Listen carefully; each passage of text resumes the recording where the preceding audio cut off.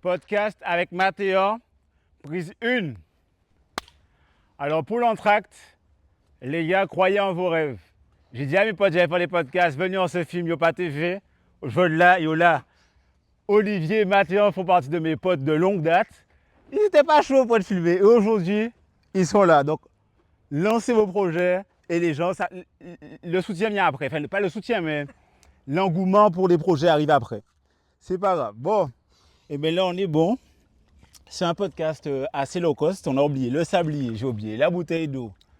Il n'y avait pas d'ananas au supermarché. Mais comme dirait Nino, c'est juste le prix qui baisse, mais la qualité reste pareille. Non, c'est Renoir qui dit ça. Bon, ben Mathéo, nous voici, nous voilà. Toute la journée, tu nous expliques des théories, des courants de pensée, tu nous abreuves de ta culture. Et aujourd'hui, je suis venu nous expliquer tout ça. Mais d'abord, explique-nous ta défiance vis-à-vis des réseaux sociaux. Tu fais partie des gens qui ne sont pas sur les réseaux sociaux. Pourquoi? C'est un peu long pour la réponse. En simple, c'est que je vois plus j'avance dans la vie, plus j'ai tendance à m'éloigner de certaines choses. Et notamment de ce qui peut paraître superficiel, même si ça l'est pas forcément au niveau des réseaux. C'est que j'ai pas mal de projets, j'ai toujours des idées en tête, comme si je parle beaucoup, c'est sûr. Et du coup, j'ai pas forcément le temps à me consacrer à tout. Et quand je vois les réseaux sociaux, ça me fait pas forcément gagner du temps. C'est-à-dire que si je scrolle sur mon téléphone, que je regarde un peu tout ce qui se passe, c'est du temps où peut-être que je lis pas, ou peut-être que je fais pas une recherche ou des choses comme ça. Donc déjà dans un premier temps, c'est pas forcément un gain de temps. Et après, je trouve que y a deux facteurs qui sont assez importants, c'est la communication à distance, même si avec les réseaux on a les audios, on a la vidéo. Les gens ne se comprennent pas toujours forcément à distance. Et en plus de ça, on a tendance à être un peu enfermé dans nos algorithmes, où l'algorithme nous montre quasiment que des choses qui nous plaisent. Du coup, on se retrouve souvent à être enfermé avec des gens qui pensent comme nous. Et du coup, tout ce qui va passer et qui va être un peu extérieur, ça peut être source de conflits bêtes pour des gens qui ne se sont pas forcément compris. Alors qu'avec un dialogue réel, ça aurait pu être un peu plus facile de se comprendre. Donc les réseaux sociaux étriquent la pensée. Je pense que ça étrique la pensée. Et je pense aussi qu'il y a des utilisations diverses et que souvent on a une utilisation un peu passive. Moi, j'ai tendance à penser que rien n'est fait pour rien. Et quand on regarde une œuvre artistique par exemple, souvent il y a un message derrière, même si le message n'est pas forcément profondément ancré dans le film, que c'est pas. Il y a des films qui sont par exemple ultra féministes ou autres, hein, ça se voit, ça fait partie du scénario. Et il y a d'autres films qui sont représentants d'un courant de pensée. Et je trouve que ça on le retrouve un peu partout, c'est-à-dire qu'une société, enfin une entreprise qui va avoir des dirigeants qui pensent d'une certaine manière, on le retrouve dans les comportements d'entreprise. Donc ça peut être par exemple comme il y a eu la mode du dropshipping à un moment, c'est vendre des produits qui sont très low cost, très très chers. Et par exemple, je trouve que c'est du manque de respect au niveau du consommateur. Et ça montre une mentalité qui est derrière. Et sur les réseaux, c'est pas forcément une volonté d'étriquer la pensée. Par contre, clairement, il y a des sociétés derrière, il y a des gouvernements derrière. On pourra parler de la commission TikTok, tu vois, justement. Et qui peuvent orienter des manières de penser. Et je pense qu'il y a toujours le diviser pour mieux régner. Et du coup, ces algorithmes qui nous montrent ce qu'on veut voir et ce qu'on aime voir, ça peut un peu nous orienter différemment. Et à l'inverse, tu peux avoir une utilisation, moi j'utilise quand même Insta, mais je suis des gens qui sont dans ma ligne de travail, du coup qui peuvent m'aider à avoir de l'inspi ou quoi. Est-ce qu'au final, tu t'étriques pas dans ton professionnalisme, enfin dans ton secteur d'activité? C'est vrai ça, tu vois, c'est une vraie question. Il y a des fois où on est là, on consomme des contenus qui sont en tout cas a priori positifs, mais qui peuvent nous enfermer, tu vois.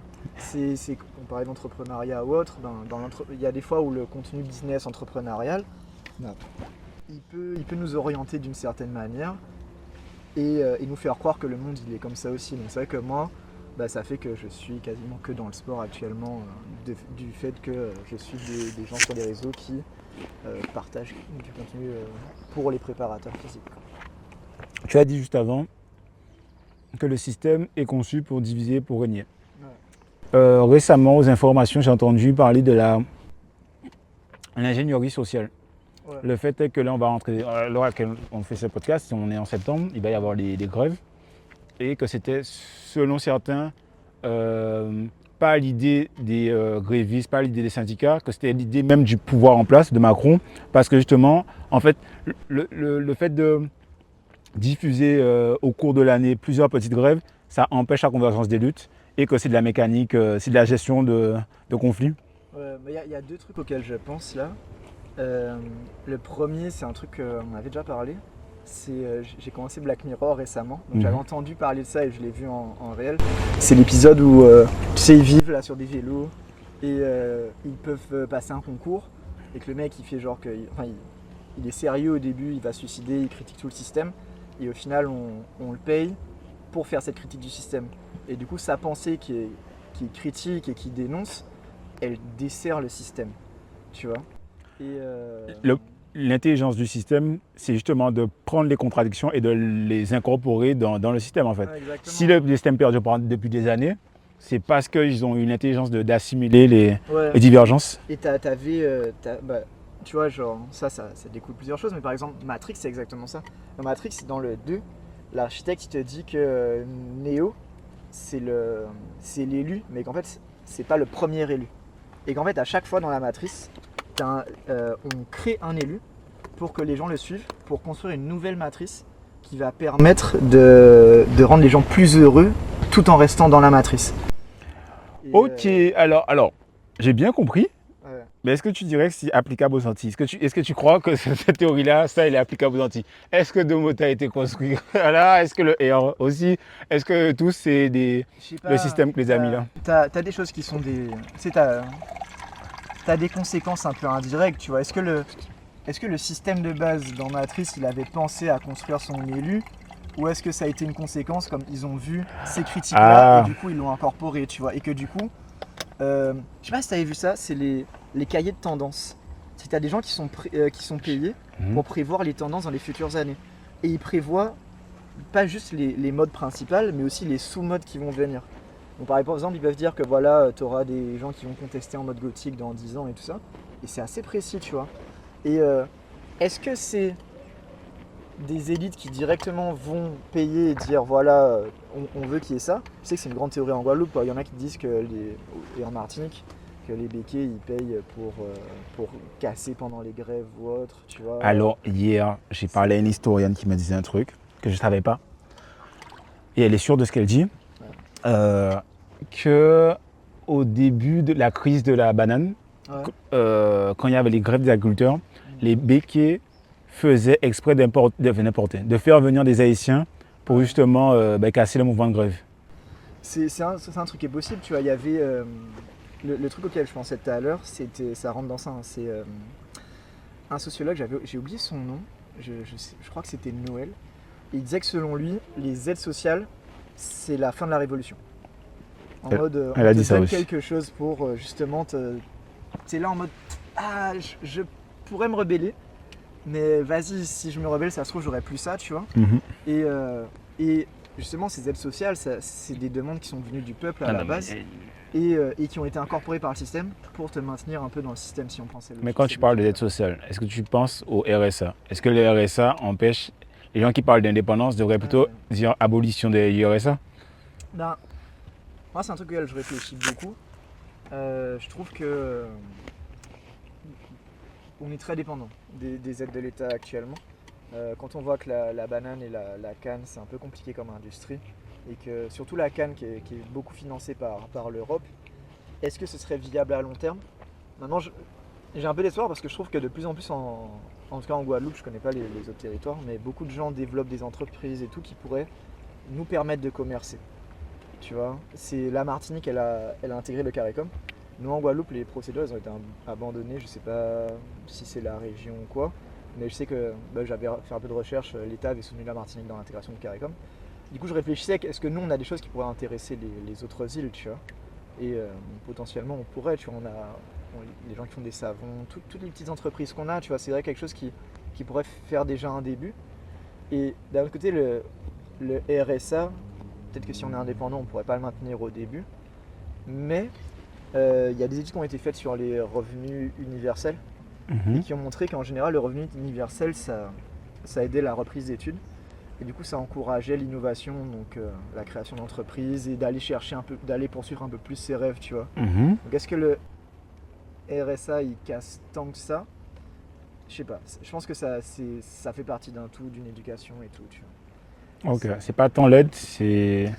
Ouais, c'est la manière dont on l'aperçoit, tu vois. Si tu dis, ben, vas-y, là, je reprends les études à 30 ans passés ou quoi, parce que je crois que c'est 26 ans le RSA.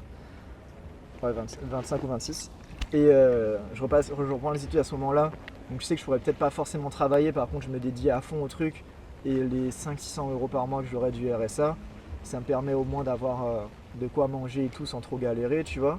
Ben, ça peut être quelque chose de positif. Après, si c'est... Enfin, on crée un peu notre propre prison, quoi. Si on se dit, bon, j'ai 600 € par mois, vas-y, je suis tranquille et j'ai les APL qui payent tout, c'est là que c'est pas du tout pareil. Quand tu parles de s'enfermer, c'est quoi le... T'as dit, c'est quoi le terme?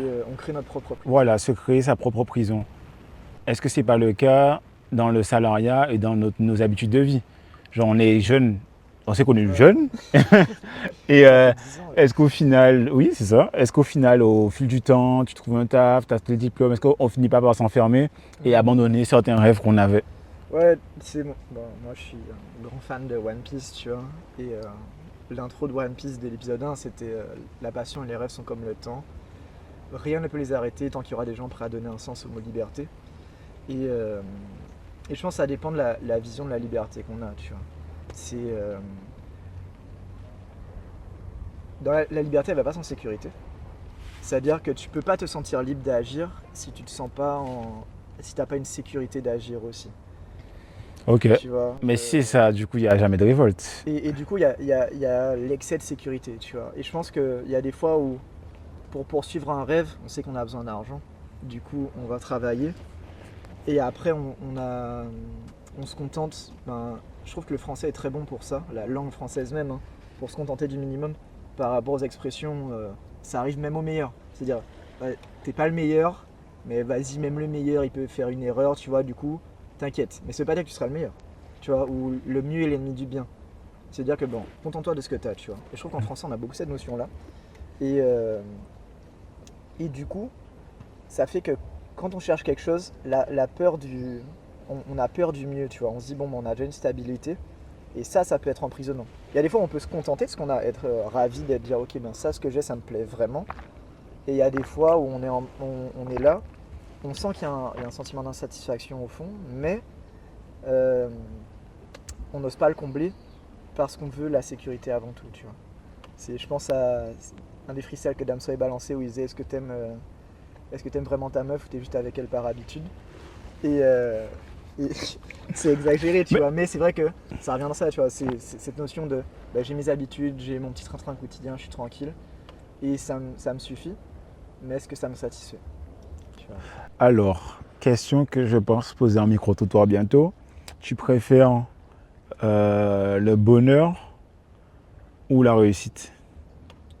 Moi, je préfère le bonheur parce que après ça peut être un peu alambiqué, tu vois, comme on disait, il y a des fois on tourne un peu autour du pot, mais si tu peux réussir aux yeux des autres sans être heureux, alors que quand tu es heureux, il y a une notion de réussite mais qui t'est peut-être propre, tu vois. Et du coup quand tu es heureux, tu es toujours serein, t'es machin. Et si on prend ça dépend de la définition que les gens auront de la réussite, tu vois. Mais la réussite, elle convient pas forcément à tout le monde et il y en a qui auront accompli ce qu'ils voulaient, donc qui considéreront qu'ils auront réussi, sans pour autant avoir le bonheur. Tu vois, moi je préfère, franchement, après c'est dans ma mentalité, mais je trouve que j'ai plus accompli dans ma vie si je suis pas forcément riche, mais que les gens autour de moi sont bien, et tu vois, comment je suis bien, et bien portant, surtout, tu vois. ça reste, je trouve que la santé, ça reste essentiel. Avoir des gens proches de nous, ça reste essentiel. Et de pas, encore une fois, s'enfermer, s'isoler et plus avoir de monde autour de nous. Mais du coup, c'est quoi le bonheur pour toi? Là, c'est une bonne question. Moi, le premier truc pour moi, c'est d'être libre, entre guillemets. Donc de pouvoir faire mes choix. J'imagine que c'est une vision qui évolue, tu vois. Mais je trouve que tant que je peux faire mes propres choix, des décisions portées sur moi-même et qui me correspondent, donc en étant aligné avec qui je suis, déjà là je suis heureux, tu vois. Si je suis dans un taf où je sens que moi qui aime le sport et qui aime lire et tout ça, si je peux pas m'entraîner, je peux pas faire des choses culturelles, je serais pas heureux, tu vois. Peut-être que j'ai pas des définitions ultra concrètes, mais pour moi c'est un sentiment de bien-être, tu vois. Un sentiment de bien-être et qui vient notamment parce qu'on est aligné avec soi-même et avec ses valeurs, tu vois. Je sais pas. Ok. Je sais pas trop comment toi tu le vois du coup. Waouh. Ben, je pense que ça, c'est notre sujet. Moi, j'aborde la question sur est-ce qu'on est tous destinés à être heureux? Comme tu l'as dit juste avant, tout le monde n'est pas destiné à être. La réussite n'est pas faite pour tout le monde. Enfin, la réussite, comme on l'entend, Ouais. souvent reliée au professionnel. Et à l'argent. Mais je dirais aussi que les gens, on peut être prédestinés au malheur. Genre, je disais même qu'on a des prédispositions génétiques à ne pas être heureux. Il y a des gens qui ils ont dans leur gène la dépression, ils ont des maladies mentales déjà dans leur gène. Il y a des gens aussi, ils sont pas nés pour être heureux.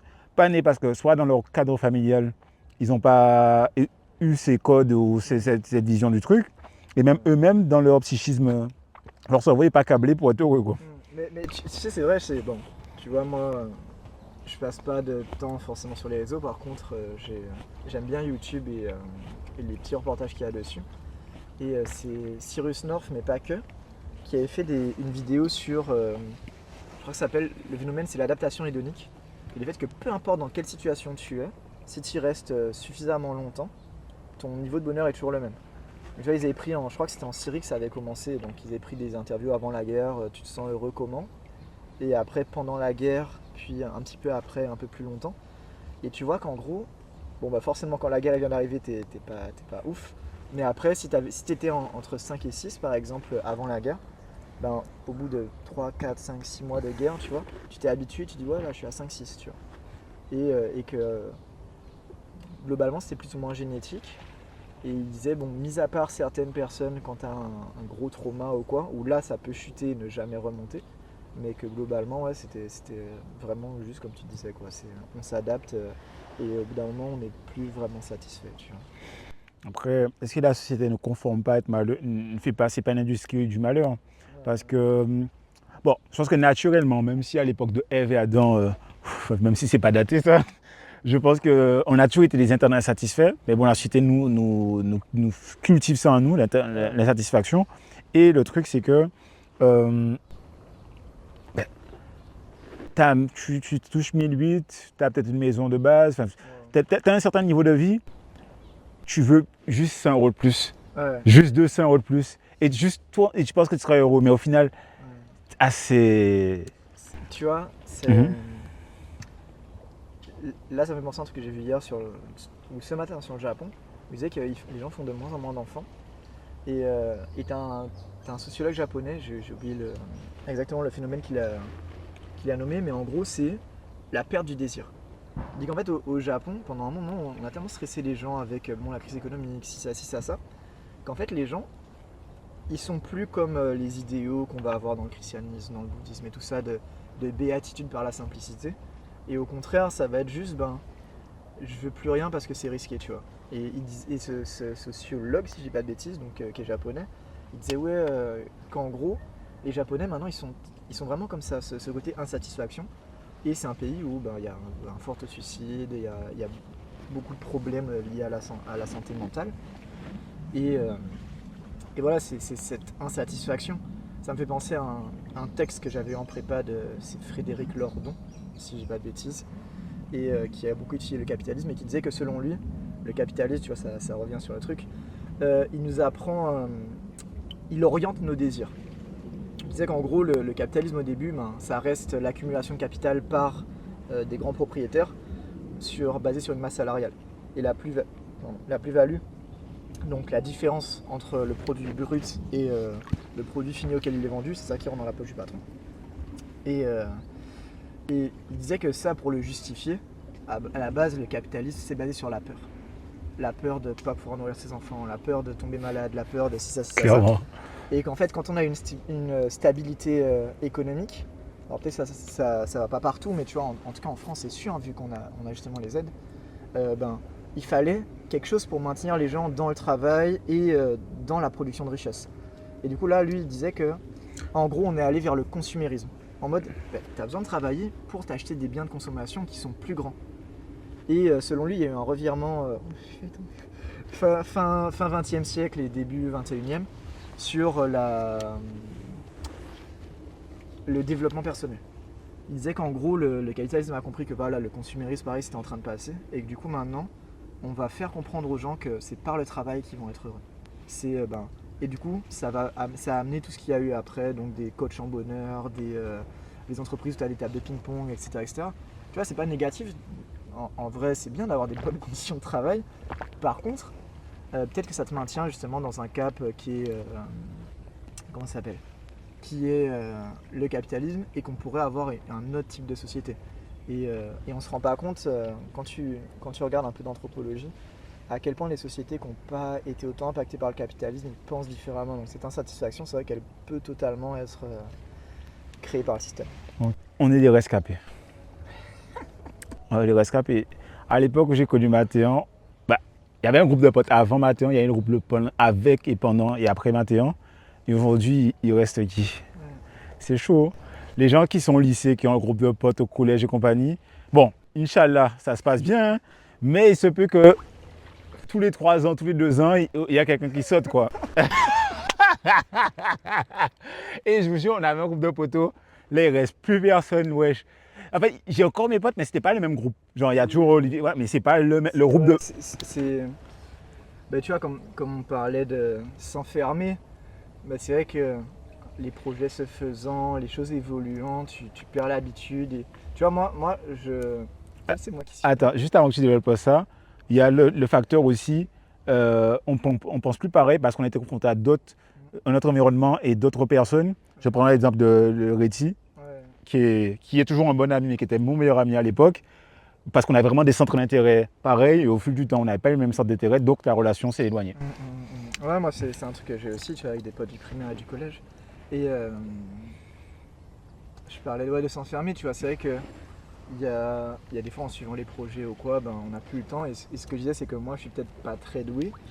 Et c'est vrai que les gens que je vois plus trop, j'ai du mal à avoir une conversation de loin. Tu vois, si je les vois, on va parler des heures, il n'y a pas de souci. Mais sur les réseaux, je sais pas trop quoi dire, comment enchaîner ou quoi, tu vois. Et peut-être que c'est juste moi, mais c'est vrai que du coup, je perds un peu contact avec les gens qui sont à distance, que j'ai pas le temps de croiser.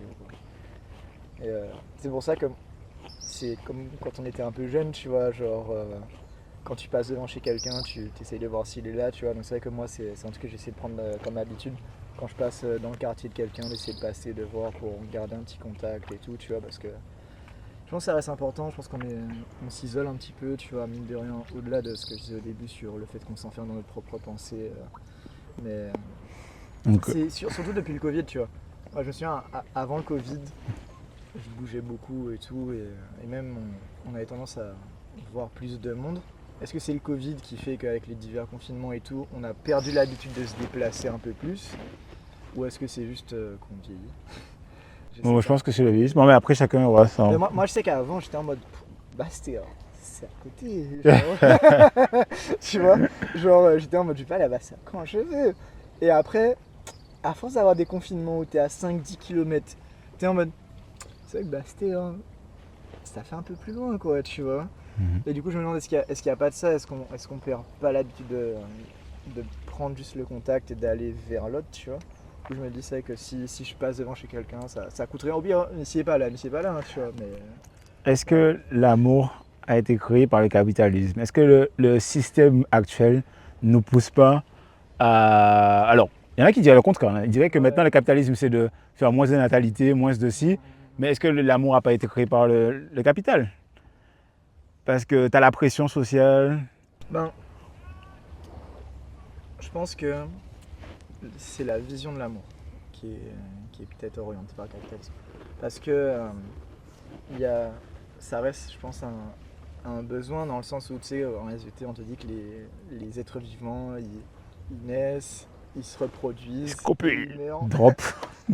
Ah, oui. Et du coup, moi je pense que de base c'est peut-être un besoin de l'espèce. Comme on est une espèce sociale, quand tu regardes les humains, le seul truc où ils sont bons c'est c'est fabriquer des trucs et l'endurance. Genre ça fait partie des animaux les plus endurants, tu vois. Mhm. Mais par contre tu fais un 1v1 contre la plupart des animaux, l'humain il perd. Du coup il avait besoin d'être en groupe, tu vois. Et je pense que l'amour ça permettait de consolider le groupe. Et vu que quand on est passé à la quadrupédie à la bipédie, l'enfant il vient d'être plus tôt, du coup un bébé, j'allais dire que ça sert à rien. Un bébé c'est pas doué quoi, ça peut pas faire grand chose mis à part manger. Mhm. Il sait pas se déplacer tout seul, il est assez fragile tu vois. Et du coup, je me dis peut-être que l'amour c'était aussi pour rester ensemble et protéger le bébé tu vois. Et t'as des sociétés, alors elles sont pas matriarcales mais elles sont matrilinéaires. Donc il y a les Mosso en Chine et il y en a chez les Marrons de Guyane où justement la vie se fait dans le foyer maternel. Du coup, les enfants sont élevés par les oncles. Et le mari, enfin l'amant le père des enfants, il passe ses nuits avec la mère. Mais par contre, dans la vie de tous les jours, ils sont pas forcément du même village, ils se voient pas tout le temps. Et ils peuvent avoir plusieurs relations, plus ou moins, si j'ai bien compris. En tout cas, t'as pas un gars fixe toute ta vie, quoi. Ok. J'ai une question. Tu n'as pas un problème vis-à-vis du soleil? Ça va. J'aurais pu mettre mes lunettes, mais en vrai, là, ça me dérange pas trop. Ok, parce que je me suis dit, soit même si on ne gagne pas beaucoup d'espace, soit on se décale légèrement un peu. Non, là, c'est bon. Ou Après, si je mets mes lunettes de soleil, je serais bien, tu vois. Mais là, pour l'instant, ça me dérange pas plus que ça. donc, l'amour. Ouais. Parce que tu es un expert. Tu es un expert entre. Si vous voulez un coach de réussite. Aïe, attends, ça il faut le dire. Non, il est temps de vous dire quelque chose. Des fois, j'ai tellement envie de me battre avec ce mec. Mais ayez un ami comme lui. Parce que de tous mes amis, c'est pas celui avec lequel je suis le plus proche sentimentalement, mais c'est, je dirais quand même mon meilleur ami dans le sens où c'est celui qui m'a vraiment poussé le plus vers le haut. Trouvez un ami qui, quand vous allez voir dans l'erreur, il va vous voir faire de la merde ou il va vous voir stagner. Il va vous le dire de la manière la plus crue pour que vous avanciez. Même si quitte à être fâché des mois et que voilà, il t'a dit ta vérité, tu l'acceptes pas, mais il ne peut pas te voir stagner. Sauf avec une personne. En fait, tu as fait ça avec moi. Je ne sais pas si tu fais ça avec tout le monde, mais avec moi, tu l'as fait. Et ça, c'est cool. Et il y a un pote comme ça. Et est-ce que ça, il n'en manque pas en fait en Guadeloupe? Ou même dans le monde en général? Ouais, je sais pas, tu vois, c'est une vraie question. Hein. Moi, je suis. Après, tu fais ça parce que tu es ceinture noire de judo. Parce que ça fait longtemps que ta bouche aurait été déjà pétée aussi dans notre quoi. Non, moi, j'ai toujours été un bouc fou. Hein. Et quand je me suis un truc bête, hein, mais quand j'étais en CP, je sais pas pourquoi, j'ai décidé que j'allais me taper avec les CM2. Et genre, je faisais tout, c'était mon activité du midi quand j'étais en CP. Genre, j'ai toujours été une vraie tête brûlée, tu vois. Donc, ça n'a pas trop d'impact. Mais, je sais pas, moi, est-ce que c'est fondamentalement que je suis comme ça et du coup, par conséquence, je le fais, tu vois, ou est-ce que au fond, je suis persuadé que c'est ça qu'il faut faire, tu vois. Je sais pas, tu vois, c'est l'œuf et la poule, mais c'est un peu tourné autour du pot pour rien. Mais ouais, après, il y a des gens qui sont plus ou moins réceptifs, tu vois. Moi, j'essaie d'encourager les gens à faire ce qu'ils veulent, tu vois. Maintenant,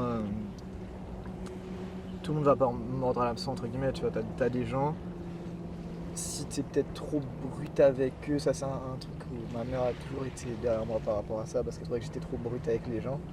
Le message il passe pas. Et du coup, faut réussir à. Pédagogie un peu? Ouais, c'est. Alors, il y a un gars que j'aime bien, c'est Guillaume Guillou. C'est un gars, il était dans le crossfit. Et son truc, c'est le développement personnel et la santé par le sport. Donc, en mode les gens qui sont, j'allais dire fébriles. Les gens qui sont pas sûrs qui sont dépressifs, toutes ces choses-là, tu vois. Lui, il pense, moi je suis assez d'accord, hein, que le sport peut soigner tout ça. Donc, parce que tu reprends confiance en toi, parce que tu sens que tu progresses, donc tu te dis, la force que j'ai, elle se transfère ailleurs. Et lui, il parle beaucoup d'andragogie. Parce que pédagogie, du coup, c'est pour l'enfant. Et l'andragogie, c'est pour l'adulte. Et un truc qu'il a dit, c'était l'enfant, peu importe ce qu'il fait, il n'est jamais responsable. Alors que l'adulte, peu importe que ce soit sa faute ou pas, il sera responsable. C'est en gros sociétalement, tu vois, genre l'adulte, ben, même s'il n'a pas fait exprès, même si c'est conséquence d'inaction, pénalement, il est responsable, tu vois. Alors que l'enfant, globalement, c'est ça la caractéristique du mineur, c'est qu'il n'est pas responsable. Et du coup, il parle d'andragogie. Et c'est vrai que moi, je pense qu'il y a un gros déni de responsabilité, société en général, tu vois. On a tendance à dire, non mais c'est pas moi parce qu'il y avait telle cause ou telle conséquence, tel truc, tel truc, tel truc. Alors qu'au final, c'est moi un truc qui m'a fait du bien en grandissant, c'est quand tu commences à te justifier, on dit non mais tais-toi en fait, on s'en fout. Genre juste la conséquence elle est là, tu vois. Peu importe les justificatifs que tu avais, la conséquence elle est là. Et je trouve que ouais, l'andragogie dont il parle en tout cas, donc le fait d'apprendre à prendre ses responsabilités, c'est un truc qui est important, quoi. Et du coup, et apprendre aux gens que on a des responsabilités. Non, vu que tu étais enseignant, que penses-tu? Alors, il y a deux sujets, la méritocratie d'un côté, Ouais. mais il y a aussi. C'est quoi c'est quoi encore? Alors, d'un côté, il y a la méritocratie, il y a le fait de perdre la recherche de l'excellence. On Ouais. commence par dire c'est pas grave, ou t'es huitième, on donne des Ouais. trophées à tout le monde. Je Ouais, n'ai pas je le terme pas. exact, hein, mais. Alors, méritocratie, dans le BP que j'ai passé, il l'opposait à l'adocratie, où il disait que la méritocratie c'est tu mérites une fois et c'est fini. Alors que l'adocratie, il disait que c'est le. Bon, si je me souviens bien du texte, hein, que c'était le pendant du sport. Vraiment, enfin pas le pendant, mais vraiment l'incarnation du sport. L'adocratie, c'est que tu es obligé de mériter tout le temps. Tu vois, tu es champion de France, tu es champion du monde. Bah, si tu regagnes pas le Chaque championnat, année, ouais. tu n'es plus champion. Tu vois. Et eux, ils parlaient justement d'adocratie, de dire que voilà, on doit toujours mériter, tu vois. Et moi, j'ai l'anecdote, genre moi, je dis aux élèves qui sont comme sur un tapis de course, et que du coup, même si tu avances, si tu n'avances pas assez vite, dans tous les cas, tu recules, tu vois. Donc il faut toujours chercher à avancer un peu plus vite, et parce qu'on ne peut pas stagner. Si on s'arrête, on recule forcément. Si on s'arrête de s'entraîner, ben on perd en niveau, etc. Et du coup, ce côté-là par rapport à la méritocratie. Et l'autre, du coup, je trouve que, tu vois, je sais pas, est-ce que, encore une fois, les gens ont des volontés derrière, ou est-ce que c'est par maladresse, entre guillemets. Il faut encourager les gens. Il faut permettre aux gens de se développer, peu importe leur capacité de base ou autre. Et du coup, ben, il y en a qui vont dire que féliciter tout le monde, ou dire que bon, l'important c'est de participer, c'est encourager la pratique. Moi, je suis pas sûr. Par contre, je pense que ça peut être fait autrement. Tu vois, par exemple, moi je vois mes gars s'ils perdent, ben, c'est sûr qu'on n'est pas, ni eux ni moi on est content.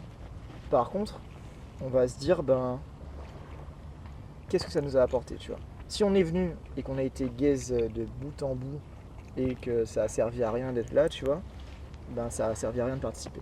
Donc ça n'a pas été important de participer. Par contre, si on arrive à sortir au moins grandi de cette participation, on va dire bon ben là je fais un tournoi, putain j'aurais pu faire premier, vraiment j'ai le niveau pour faire premier et je fais cinquième. Ben, si on est capable de après se dire ben, ce qu'il a manqué ça a peut-être été niveau mental A, techniquement je suis tombé sur un truc qui ne me correspondait pas ou que j'avais pas vu et qui m'a mis en galère. Du coup là j'ai participé pour m'améliorer. Et du coup cette participation là elle est utile, tu vois. Du coup je pense que il faut encourager tout le monde. Mais par contre, c'est clair que féliciter tout le monde et niveler par le bas en disant bon ben lui il sort un peu trop du lot, donc soit on s'occupe pas de lui et on le laisse faire, du coup on le challenge jamais. Soit lui, ben faut pas qu'il parle autant en cours par exemple pour laisser la place aux autres. Ben ouais, c'est bien de laisser la place aux autres, mais ouais. tu casses un gars qui pourrait être beaucoup plus et qui pourrait toujours servir à la société et entraîner la classe dans une autre dynamique pour mettre tout le monde à peu près sur un même niveau. Si on parle d'un cas pratique, dans une classe, Ouais. t'as des élèves perturbateurs. Généralement, l'attention des professeurs se focalise sur les élèves perturbateurs ou les élèves en difficulté, pas forcément perturbateurs. Alors que s'il faut, il aurait pu pousser qu'un élève moyen ou moyen plus à devenir excellent peut-être. Moi j'ai un élève qui est prof, tu vois. Et, Bon, un élève. Un élève de judo qui Ouais, est prof. Ok. Entre guillemets élève, tu vois. Bon, moi, on utilise le mot élève parce que c'est plus facile. J'ai pas compris, mais comment? Oui, voilà, bref. Mhm. Et qui disait qu'ils encouragent pas mal la pédagogie de groupe, dans le sens où faire les enfants travailler entre eux un peu, et pour que ceux qui sont plus forts, ils tirent les autres d'eux-mêmes, tu vois. Parce que effectivement, si tu te focuses sur ceux qui sont moins bons à l'école ou qui foutent le bordel, ben c'est de l'attention pour tous les autres, tu vois. Si dans une classe il y a 30 comme nous on a connu, tu vois, et qu'il y en a 5 qui foutent le bordel, ben 5 c'est un sixième de la classe, donc c'est-à-dire que tu as 5 sixièmes qui sont pénalisés. Et pourtant ces élèves-là tu peux pas laisser sur le carreau, tu vois. Du coup faut trouver un truc, et donc ça peut être bien de travailler en groupe dans le sens où quand ils ont des exos à faire, tu les laisses partager entre eux et t'encourages la mixité dans la classe. C'est un peu pour ça aussi qu'elle est bien à la base de l'école publique, c'est la mixité sociale. C'est que tout le monde peut se croiser normalement dans l'école publique. Tu vois. Alors, est-ce que la mixité sociale existe toujours à l'école? Pas vraiment. Enfin, je trouve pas, surtout depuis qu'il y a la... C'est quand on était au lycée hein, que cette loi-là elle est passée sur un peu, c'est pas le rapprochement géographique, mais le fait qu'on doit aller prioritairement dans un lycée ou dans un collège qui est proche de notre quartier. tout à fait. Là, Alors, aux Antilles, encore, on a été un peu épargnés parce que ça va. Mais en métropole, c'était plus chaud parce que les gens de quartier restaient dans leur quartier et les gens des quartiers aisés restaient dans leur quartier aisé. Ouais, c'est ça. Mais c'est vrai qu'en tout cas, je pense qu'il y a des solutions. Et tu vois, un truc qu'on me dit beaucoup en péda, parce que ce qui est bien dans les diplômes BPGEPS, DEGEPS et tout ça, c'est qu'on a vraiment de la mise en pratique très rapidement, tu vois. Et tu vois, on encourage, par exemple, en tout cas les tuteurs le font, les tuteurs que j'ai, encourager à valoriser au contraire ceux qui foutent un peu le bordel, dans le sens où s'il a l'énergie à revendre, s'il a besoin de se faire remarquer ou quoi, il peut se faire remarquer positivement, il se fait remarquer négativement. Donc tu peux lui confier une tâche, faire quelque chose, tu vois, qui serait peut-être plus productif. Ça fonctionne peut-être pas sur tout le monde, mais ça peut par contre aider à faire quelque chose. Moi j'avais un jeune, il était très agité et tout ça, et il avait une imagination de fou furieux. Genre, je sais pas, un jour il voulait pas travailler, il a mis sa blouse de chimie sur la chaise, il a mis des stylos et il a mis des gants par-dessus. Et genre, il faisait comme s'il donnait cours à quelqu'un, tu vois, parce que c'est ce qui l'amusait sur l'instant T. Et en fait, il a appris en faisant ça, tu vois. Et du coup, pourquoi pas encourager à faire un truc, à aider un autre, à partager, tu vois, plutôt que de le casser et de lui dire, non, ça c'est pas bon, tu vois. Ok. Par rapport aux réformes, il y a plusieurs réformes de l'éducation. Souvent, on entend que, tu as dit qu'aujourd'hui, moi j'ai connu ça tout comme toi, mais actuellement, les 30. Les classes sont, ils étaient de 30 il y a quelques années, je ne sais pas combien elles sont actuellement. On disait que oui, les classes sont trop surchargées, ça empêche le niveau scolaire. Vrai ou faux? Parce que finalement, ma mère et les anciens parents, ils ont connu les classes doubles, où c'était deux classes et compagnie, c'était 40 et tu avais 20 CM1 et 20 CM2, et finalement, ils étaient meilleurs. Alors, je vais donner une partie de la réponse. Aussi, les parents, à l'époque, en dehors de l'école, parce que le prof faisait son travail, mais en dehors de l'école, il y avait aussi un enseignement il y avait plus de suivi. Les parents avaient plus de temps libre parce que le temps de travail était moindre et c'était moins éprouvant et compagnie. Donc les parents avaient plus d'accompagnement. Ouais. Alors le problème vient d'où? Du niveau du scolaire qui est en baisse? Je pense que c'est, encore une fois, tu vois, toujours multifactoriel. Je pense que j'essaye de séquencer, tu vois, parce que je pense que les profs en général, le métier est devenu plus dur. Le métier est devenu plus dur, donc il y a moins de gens qui ont envie d'être prof, tu vois, peut-être. C'est l'impression qu'on a, parce que je crois que là, j'ai vu un truc sur France 24, il manquait 3000 enseignants là pour la rentrée, des choses comme ça. Je pense qu'il y a moins de gens qui ont envie d'être prof. Du coup, c'est un peu plus dur. Il y a aussi la répartition des profs. Tu vois, par exemple, c'est le principe dans la fonction publique, mais plus t'es fort, plus tu vas dans un endroit tranquille. Alors que peut-être qu'en ZEP, justement, c'est là, même si je crois qu'on dit plus ZEP, mais c'est là qu'on devrait avoir les meilleurs profs pour justement motiver le plus, tu vois. Donc ça, c'est peut-être un des facteurs, c'est la fatigue. T'es là, t'enseignes toute la journée, des enfants qui n'ont pas forcément envie d'être là. C'est ce qui a toujours été le cas. Je pense qu'il n'y a pas beaucoup d'enfants qui sont « je vais aller en cours, je vais faire des maths, je vais faire un machin », tu vois. Et du coup, c'est un métier qui reste dur. Et c'est un métier de l'humain, donc ça, je pense que c'est un métier à longévité. Parce que j'ai entendu récemment le désamour de la fonction. Et que du coup, la ministre, maintenant, on peut passer de devenir prof à partir d'une licence. Ouais, Et, leur euh, contractuel, et des parents disaient non, mais en fait, là, c'est du n'importe quoi parce que les professeurs n'ont pas le niveau selon eux. Alors, Ben, tu vois, c'est une question de niveau. Est-ce que c'est les profs le problème? Enfin, en partie. Moi, je pense que, tu vois, il y a un problème de reproduction sociale dans le sens où les gens qui sont profs, c'est souvent, je sais pas, hein, mais je pense que si t'es prof, c'est que t'aimais plutôt bien l'école, tu vois, parce que tu rentres dans un système et que celui qui sortait un peu du système, il est un peu l'exception plus que la règle. Après, peut-être que je dis une connerie, mais du coup, tu vas reproduire ce que toi tu as aimé, sauf que c'est pas ce que les autres aiment, tu vois. Moi, je prends l'exemple, c'est une réalisation que j'ai eue cette année. J'ai une manière de m'entraîner, une manière de travailler qui fonctionne sur certains profils. Et du coup, j'ai pas mal de jeunes avec qui ça a bien répondu, la majorité quand même. Et je parle pour la compète en particulier, tu vois. Mais il y en a, ça leur correspondait pas, tu vois. Et tu vois, est-ce que toi, en tant qu'humain, en tant qu'enseignant, tu laisses entre guillemets de côté ceux qui correspondent pas à la méthode, ou est-ce que tu te formes pour eux? Donc moi j'essaye justement de trouver des solutions qui vont correspondre aux deux profils, tu vois, aux deux grands profils, ceux qui ont bien répondu et ceux qui ont moins bien répondu. Et où je pense qu'il y a ça aussi, parfois on se rend pas compte que notre mode de pensée c'est le nôtre et c'est pas celui des gens qui sont en face de nous, et du coup c'est un peu plus dur de s'adapter, de comprendre l'autre pour l'éduquer. Mais l'école, globalement, elle change. Les élèves ne sont plus les mêmes. C'est ça. Parce que les élèves n'ont plus les mêmes Centre centres d'intérêt, centres de distraction. Voilà. À l'époque, peut-être que pour ça, ils ouvraient un livre. Maintenant, ils se cultivent sur TikTok et compagnie. L'école, même la structure change parce qu'ils n'ont plus les mêmes moyens. Et les profs aussi. Donc, Oui, c'est ça. Voilà, moi, c'est les deux rimes. Mais c'est vrai que de moi, ce que j'ai vécu, l'élève qui a un profil un peu atypique, c'est pas forcément celui qui va être primé et qui va correspondre à ce que les profs voient ou vivent, tu vois. Du coup, c'est un peu plus dur de l'intégrer.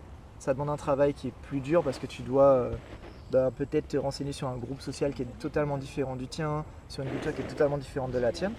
Et tu vois, l'autre facteur que je voyais, c'est les parents, tu vois. Pas forcément que les parents. Enfin, moi, je pense que c'est rare les gens qui veulent vraiment mal faire et faire du mal, tu vois. La malveillance, j'y crois pas dans une généralité, je pense que ça reste une minorité. Et du coup, je pense qu'il y a des fois, ce qu'on n'a pas eu, on veut le donner à notre enfant, tu vois. Et pas que, on veut le donner aux autres, mais sauf que ça correspond pas forcément, ou parfois c'est fait maladroitement. Tu vois, peut-être que tu considères que toi, t'as pas été accompagné quand tu étais enfant, donc tu veux beaucoup plus accompagner ton enfant, mais maladroitement, tu le protèges peut-être un peu trop, ou tu fais un peu moins confiance au prof. Quand le prof te dit, bon, il y a ça qui va pas, tu dis, ouais, mais mon fils, moi, a priori, il n'a pas de problème, tu vois. Du coup, au lieu d'essayer d'instaurer un dialogue, on reste sur notre position. Et je pense que c'est un peu ces deux gros facteurs que je vois actuellement. Plus, comme tu disais, la distraction qui est différente, quoi. Le rapport aux parents et aux enfants, entre eux. Est-ce que les parents comprennent leurs enfants? Est-ce que les enfants sont plus difficiles qu'avant? T'en penses quoi là, de l'évolution parents-enfants? Honnêtement, tu vois, pareil, en plus ça rentre dans un contexte en Guadeloupe, t'as vu Enzo Natou là, je sais pas si t'as vu l'enquête du coup. J'ai entendu qu'il est mort, mais j'ai pas suivi l'enquête. Du coup, pour l'instant, apparemment, là, il part sur la théorie du suicide. Ok. Et ils ont dit que, apparemment, dans les recherches qu'il avait sur l'ordi, ça montrait qu'il y avait des difficultés psychologiques. Ok. Et ce que j'ai vu, alors c'est des articles de presse, tu vois, parce que j'ai entendu ça quand j'étais chez le médecin, j'ai entendu des gens en parler, donc j'ai regardé. Et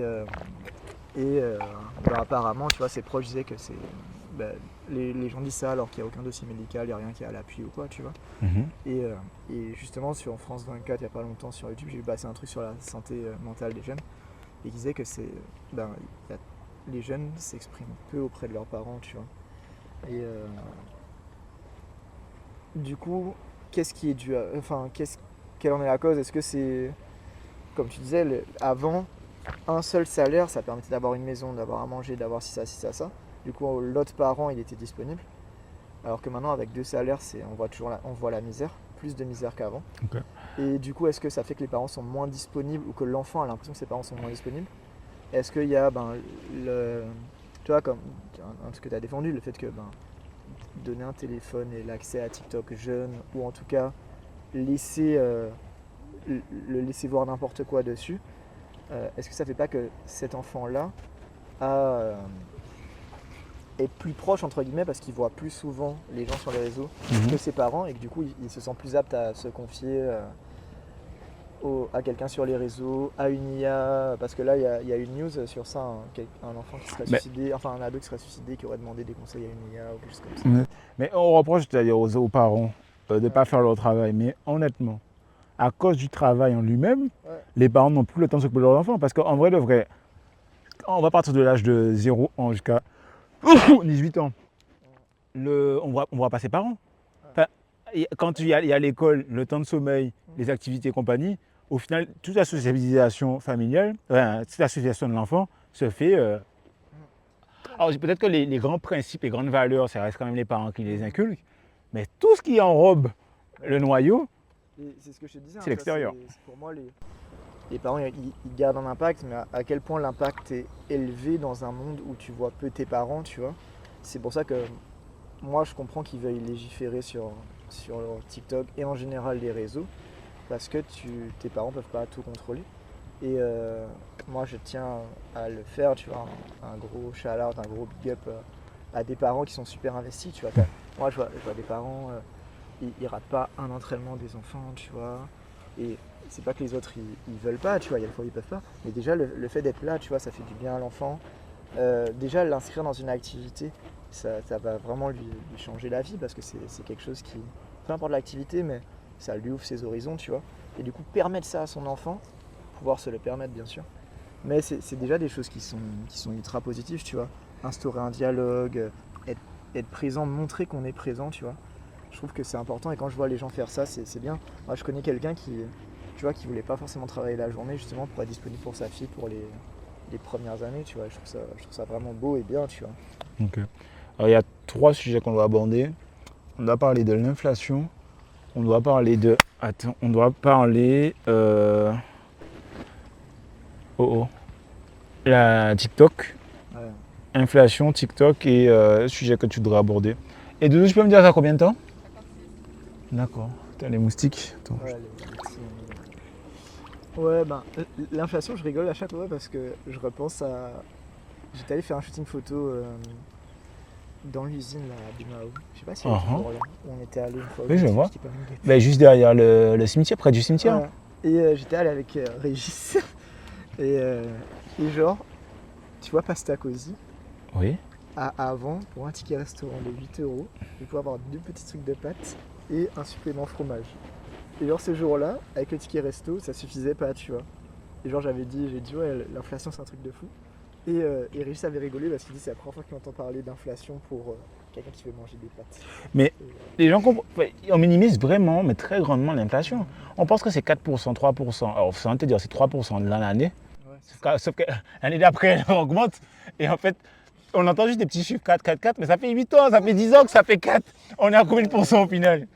Parce que quand je prends le salaire d'avant, d'il y a 15 ans, j'étais toujours à 1008. Sauf que la bouteille, on prend un exemple simple pour les entiers, la bouteille de rhum était à 5 €, ou la bouteille de rhum est à 10 €. Sauf que les salaires, ils ne sont pas passés de 1006 à 3006, à 3002. Tu vois, les salaires, toujours, il est peut-être à 1008, il passe de 1006 à 1008. Donc, il a gagné 200 €. Mais les mêmes produits qu'on consommait, ils ont fait un bond de 200% au final. Ouais, mais c'est parce que avant les salaires étaient indexés sur l'inflation. Les salaires, le livret A, les aides. Ça, je trouve que ce soit la bonne solution non plus. Non, je dis pas. Mais tu vois, avant c'était un peu plus facile. S'il y a de l'inflation et que ton salaire il monte un peu en fonction de l'inflation, tu vois, elle passe un peu mieux, tu vois. Je sais que j'aime beaucoup l'économie, tu vois. C'est un de mes regrets de ne pas avoir vu ça à la fac. Tu vois, il y a des théories justement qui montrent que l'inflation, c'est censé permettre de relancer la machine étatique, tu vois. Sauf que je pense pas que ce soit une inflation, déjà une inflation qui s'arrête jamais. Et en plus de ça... De ouf. Là-bas, c'est censé s'arrêter. et en plus de ça, ça a été montré que il y a plein de trucs où ils sont passés à côté au niveau de l'inflation. Et à l'inverse, tu as la théorie keynésianiste qui.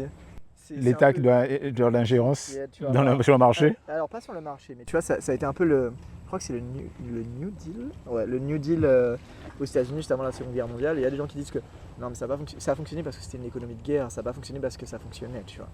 Mais en gros, c'est si tu aides un peu les gens à consommer, ils vont consommer un peu plus. En consommant un peu plus, il y a des recettes qui reviennent à l'État, donc il y a plus de recettes qui viennent à l'État, tu vois. Et du coup, c'est plutôt que de monter les prix et du coup de récupérer plus sur les impôts, sur les taxes parce que les prix ont augmenté, c'est de donner plus d'argent pour encourager à dépenser plus, tu vois. Et ça, c'est vrai qu'on l'a très peu testé au final.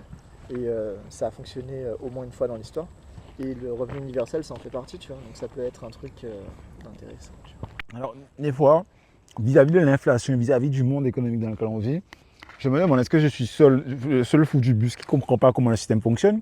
Parce que quand je vois le prix de tout, je me dis mais à quel moment, enfin, Dieu merci, tu le sais, j'ai un lopin de terre de mes parents, des trucs, mais sans ça, comment un entier de base qui a un appartement peut acheter un jour un terrain et faire une maison dessus? Mais si on te met une balle directement dans la tête, tu ne vas pas y arriver. Enfin, dans quel monde tu peux réussir à faire ça? Alors, tu sais, moi j'ai tout le temps la pub, tu vois, c'était la pub du mouvement Lié en Âge. Où le mec il est assez fort, tu vois, il a des lunettes de vue et tout. Et il te dit, tu penses que c'est mort pour investir dans l'immobilier aux Antilles? T'as toutes ces pubs là ou pas? Oui. Moi j'ai toutes ces pubs, tu vois. Je vois. Il a raison en vrai, tu vois, genre. Je vois de qui tu parles. Tu peux investir, hein, tu peux investir. Et la preuve, moi t'as vu, la première année, en vrai, j'ai acheté un appart, tu vois. Et que j'ai plus. Mais tu peux acheter, mais par contre c'est clair qu'il faut se serrer la ceinture, tu vois. Genre faut être prêt d'accepter parfois de revenir chez papa, maman, tu vois, un petit peu, histoire de lancer la machine, tu vois, et des petits trucs comme ça. Mais c'est vrai que on peut, mais c'est compliqué. Non mais là, ton exemple est bon, mais tu parles vraiment d'un appartement parce que franchement, il y a un fossé entre l'appartement et le... Après, c'est Grendy qui a fait ça avec Derry, hein. Ça se trouve avec un appartement. Ça a un levier, c'est vrai. Et après tu fais levier, tu vois. C'est vrai. Je pense que et d'ailleurs, les jeunes entiers devraient peut-être se tourner vers les appartements d'abord, quitte à ne pas loger dedans, mais à la location. Parce qu'il y avait des bons deals, hein. Le deal en face du Mémoire Act, les logements qui étaient là, c'était un bon deal.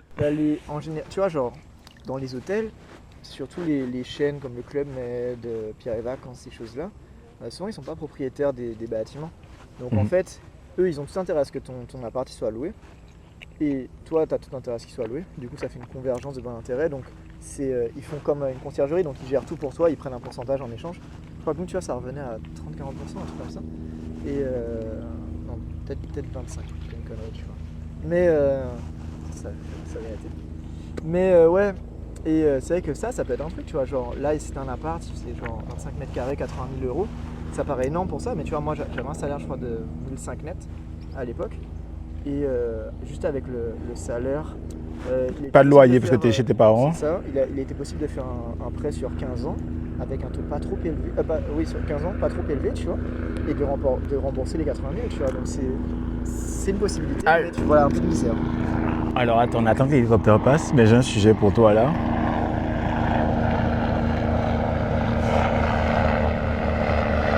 Elle est là. Mettez la geôle, foutez la geôle, tu vois.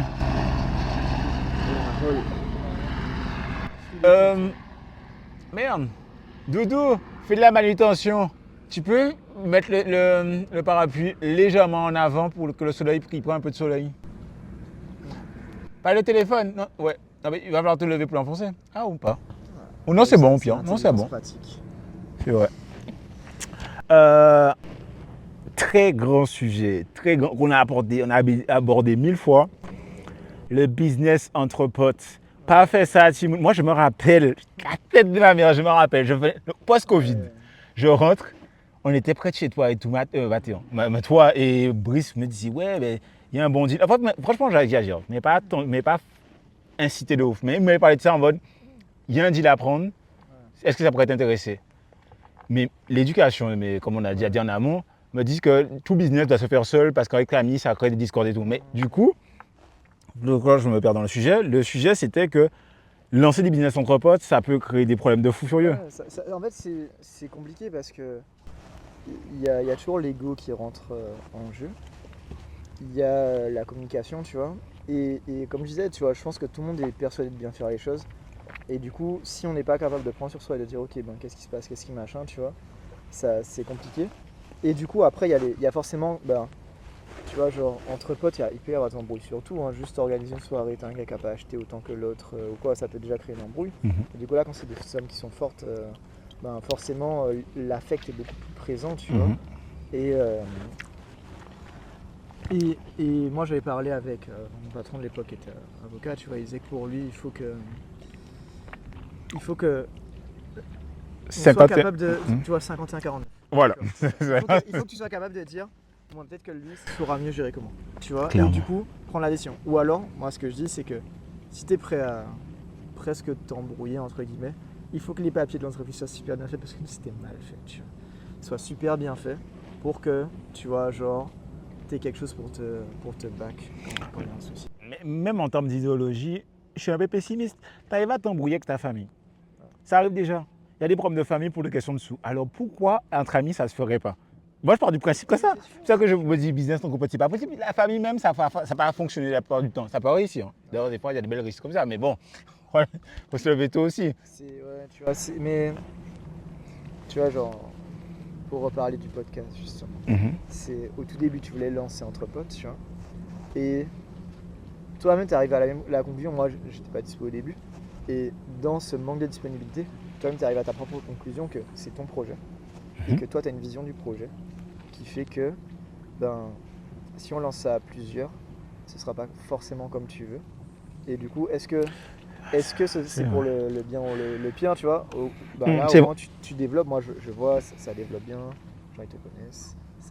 T'as des gens qui te contactent, etc., tu vois. Or qu'on l'aurait fait peut-être différemment, mais sans pour autant que ça fonctionne pas. Peut-être que des petites mésententes auraient ralenti des choses en mode. Ça m'aurait peut-être dégoûté du projet. Ouais, ou alors ça aurait été. Toi, tu as cette vision-là, moi j'ai cette vision-là. Et du coup, la prise de décision, elle est plus lente et tout, tu vois. Et c'est être capable, moi je te dis, hein, c'est rentrer, parler, oui, y a pas de souci.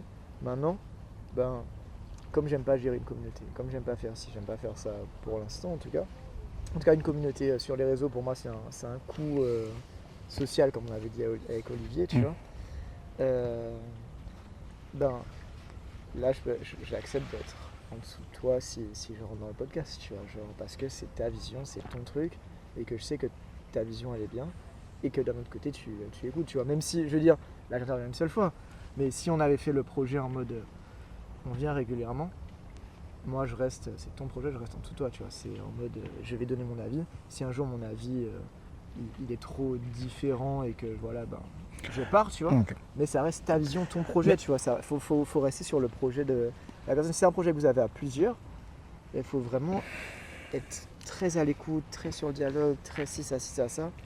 Et sinon, ben, c'est des relations humaines, quoi. Si on s'écoute pas, si on... Mais même, j'ai appris quelque chose avec ce projet. C'est que, et même le projet en général, les micro-trottoirs, les podcasts ou n'importe quoi, c'est... faut vraiment pas en vouloir aux personnes qui t'ont pas suivi là-dedans parce que c'est le process de base.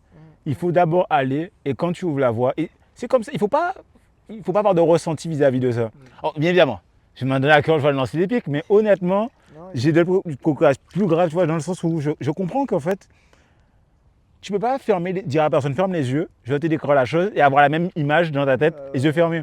Des fois, il faut d'abord faire le tracé et puis les gens voient de quoi tu parles, ils voient un peu et puis même à amener en confiance. J'ai commencé d'abord les podcasts avec des personnes dans mon entourage proche, j'ai commencé avec des artistes mais que j'avais déjà des relations avec au lycée et compagnie, avant de booker d'autres personnes et compagnie. Parce qu'il faut d'abord un portfolio, il faut d'abord une vision à montrer. Et ça, tu vois, je pense que ça revient sur ce qu'on avait, tu vois, ce qu'on a dit plus tôt avec l'aversion à la perte et tout ça.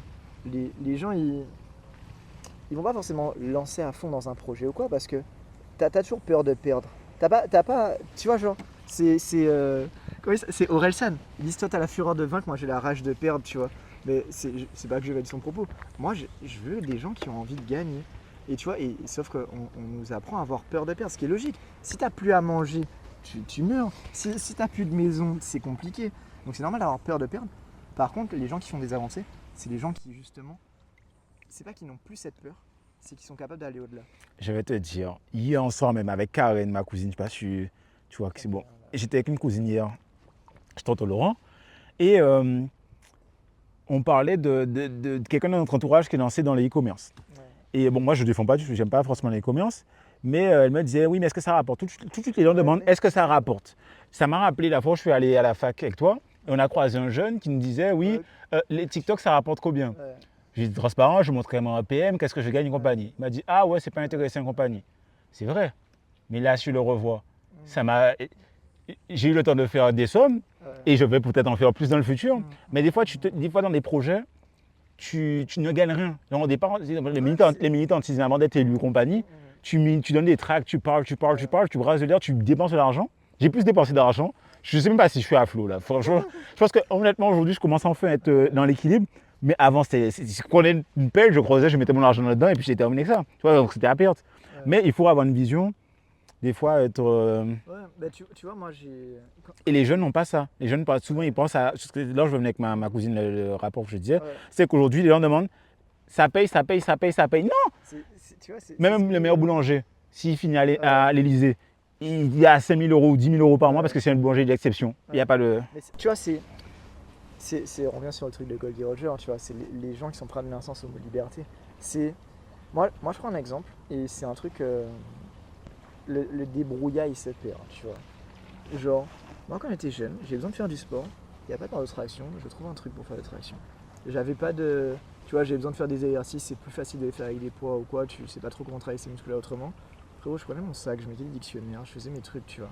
C'est un truc dont je parlais hier, le débrouillard, tu vois, genre, je sais pas si t'as vu, j'ai fait une poulie à la maison, poulie réglable, un dispositif sur un rack, j'ai vu, ça valait 500 balles. Moi, je suis allé au magasin de bateau, j'ai parlé avec le gars, bon, je le connaissais du coup, et il m'a bien orienté, il m'a donné les bons trucs qui peuvent tenir 500 kg. Alors, le jour où je fais 500 kg à de la poulie, c'est que je suis genre, je pense que je suis la réincarnation d'Hercule, tu vois, mais... ça m'a coûté 60 balles, tu vois, genre, pour faire une poulie. Et après, il y a 2 trucs que j'ai récupérés, donc allez, on dit que ça m'a coûté 100 balles. Ça m'a coûté 20% du prix. Et tu vois, genre, moi quand j'étais au lycée, à un moment ça allait pas vraiment bien, et j'étais tombé sur des vidéos motivation et ça sur Facebook à l'ancienne. Et Coach Carter revenait souvent. Et c'était... le film. Ouais, et la citation, elle est en... Enfin, que je connais, c'est en anglais. Mais en la traduisant, c'est en gros... notre plus grande peur, c'est pas d'être surpuissant au-delà de toute mesure. Notre plus grande peur... Enfin non, notre plus grande peur, c'est pas d'être inadapté, c'est d'être surpuissant au-delà de toute mesure. C'est notre lumière, pas notre part d'ombre, qui nous effraie le plus. Que quand on joue petit, tu vois, c'est en anglais playing small, quand on reste un peu à sa place, quoi, on ne sert pas le monde. Au contraire, c'est quand on laisse notre propre lumière rayonner. Parce que j'ai appris que briller, c'était refléter une lumière, rayonner, c'est quand la lumière elle émane de toi. Du coup, quand on laisse notre lumière rayonner, on permet inconsciemment aux autres de faire la même chose. C'est la citation traduite grosso modo, tu vois, parce que je l'ai en anglais. Mais ouais, quand tu rayonnes, ta lumière elle peut atteindre les autres, tu vois. Et du coup, comme tu as dit, hein, tu as fait les traces, tu as fait les premiers trucs, et du coup, non seulement tu ouvres la voie à d'autres potentiellement, mais d'autres. Les micro-totoirs. C'est ça que j'allais dire, tu vois. Mais aussi d'autres peuvent te suivre après, se dire que ok, ce gars-là, là, il est bien. Et tu vois, j'ai fait une intervention en self-défense à la fac jeudi. Oh là là, je sais pas si t'as vu ma story sur ça. Non, mais je suis pas branché sur aussi. J'étais. Tu vois, genre, moi je pensais que j'allais juste avoir un petit carré à un endroit et les gens vont venir et tout. Et genre, on m'a fait, c'était devant tous les L1 de l'UFR sciences juridiques et sociales. Et genre, il y a au moins 500 personnes et tout. Et gros, j'étais, sachant que je suis étudiant du coup, j'étais en bas là de l'amphi comme un big prof et tout. Et genre, on a envoyé les gens vers moi. En plus, au début, il y a eu genre, je crois, 50 personnes alors qu'il devait y en avoir que 25 par groupe horaire. Et j'ai parlé avec le parent d'une élève qui m'a encouragé à venir ici. Et enfin, qui m'a demandé si j'étais disponible pour faire les petits cours de self-défense là.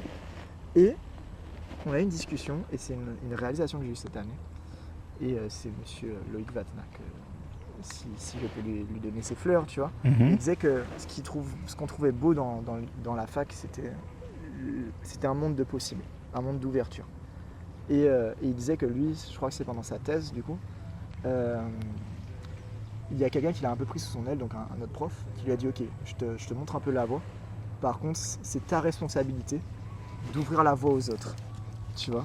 Il disait qu'en gros, la connaissance, si tu la gardes pour toi, elle se meurt. Et que c'est le principe de l'université, c'est de faire de la recherche pour partager la connaissance et qu'ensuite d'autres personnes prennent le relais.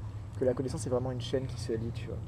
Et ça revient sur ce truc d'ouvrir la voie, tu vois. Ça serait impossible de faire un podcast avec toi sans aborder les questions des femmes parce que nous on aime petit tacler à tout va sur les femmes. Ouais. Alors, que dire? Je ne sais pas comment l'aborder ce sujet, je ne sais même pas quoi dire.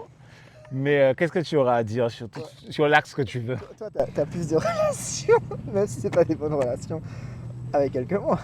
C'est toi qui as le plus d'interactions pour le coup. Avec les femmes? Ouais, avec tes anciens posts Insta. Ouais, fut un temps. Putain, ça, l'hypocrisie des meufs.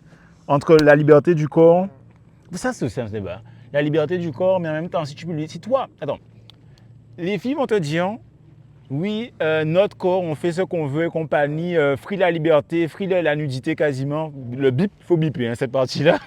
Voilà.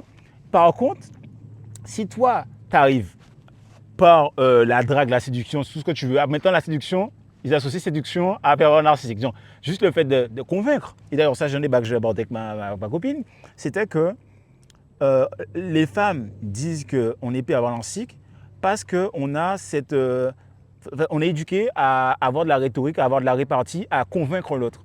Donc, ils associent la capacité de convaincre quelqu'un à un trait négatif, alors que non, c'est peut-être juste elles, quand elles sont dans un débat, elles vont juste admettre qu'elles ont. Enfin, elles vont pas essayer d'amener l'autre à leur point de vue. Et quand tu fais ça, pour elles, c'est mauvais, c'est narcissique. Non, c'est juste quelqu'un dans ses capacités à convaincre. Alors, j'ai vu un gars, je crois que c'était dans Legend, là, le podcast, qui disait que bon, déjà le pervers narcissique c'est pas catégorisé fondamentalement scientifiquement, donc lui il réfute le terme, tu vois.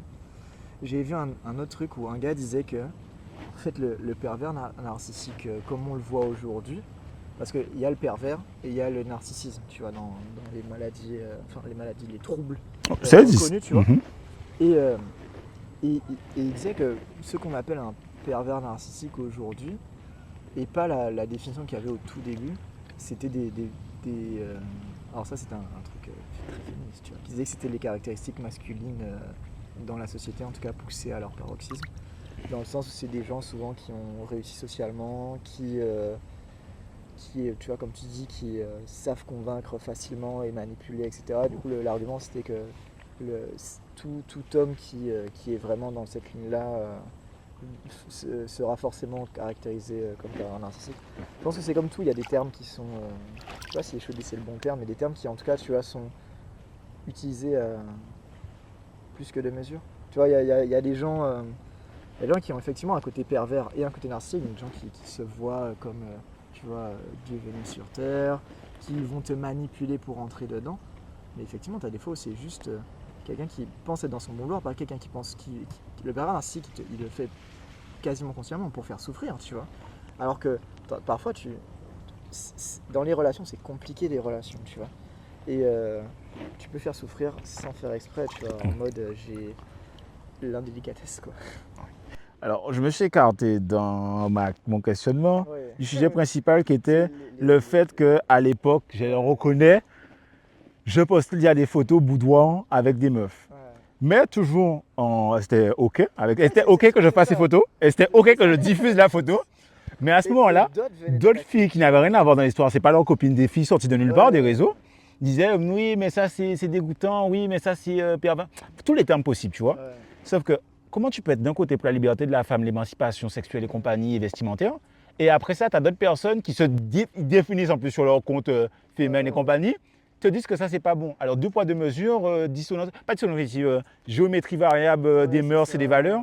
C'est comment? Et là, vu qu'on arrive enfin à ce terme-là, c'est peut-être un jour je me ressortirai cet extrait-là. Oui, j'assume.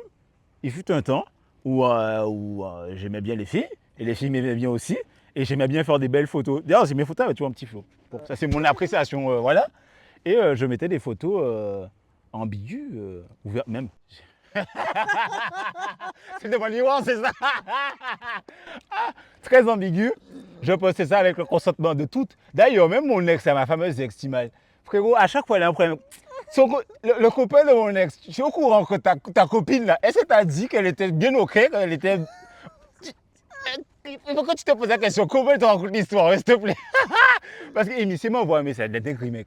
Il y a 3 semaines de ça, ce copain m'envoie un message. Je réponds jamais à Miss Timal. Je rentre pas dans ces conneries. J'ai trop peur d'être dans ces conneries. Il croit que je n'ai de référence quand je vais rentrer dans ces conneries. Bref, mauvais temps. Bref. Putain. Bref, en tout cas, il m'envoie un truc. Je ne sais même plus. Je me suis pas attardé, je te promets. Je suis allé voir ma vie en direct, j'ai dit, God, mais il m'envoie un message.